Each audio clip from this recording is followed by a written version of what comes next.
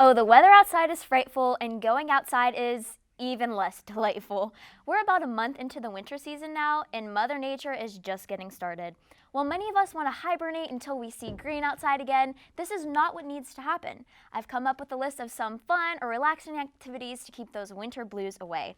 So, my first tip is to volunteer. If you're struggling with finding a way to spend your time during the winter, how about devoting it to people or places that could really use extra time?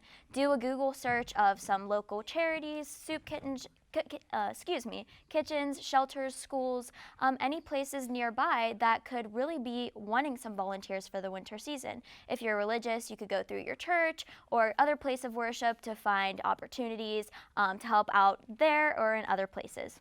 My second tip is to work on a hobby.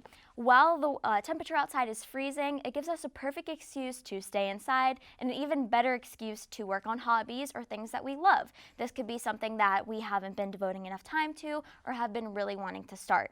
And since it's still around the new year, it's still a great time to implement new habits and hobbies into your daily life. You could try writing, painting, cooking, playing an instrument, literally any skill that you've been wanting to work on or put into your life more. My third tip I thought was actually a really unique one and also very fun because I don't think enough people do it, and that is to have a game night with your friends and or family. Crank out that old dusty board of Monopoly from your basement or that old deck of cards and gather around with your loved ones and just have like a competitive little game night. I think it would be so fun. And playing board games and card games doesn't need to be something of the past. I know personally whenever I'm playing games like that, like I get really into it, and it's so fun because it keeps everyone entertained for hours. And let's face it, having some competition every once in a while, it's good for everyone. My fourth tip is to bake.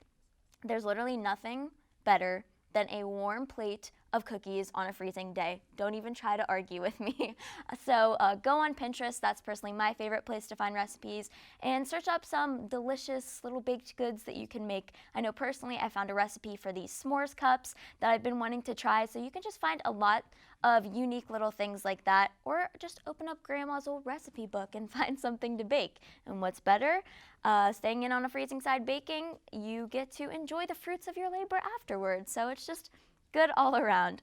And my last tip is to binge watch a TV series or movies.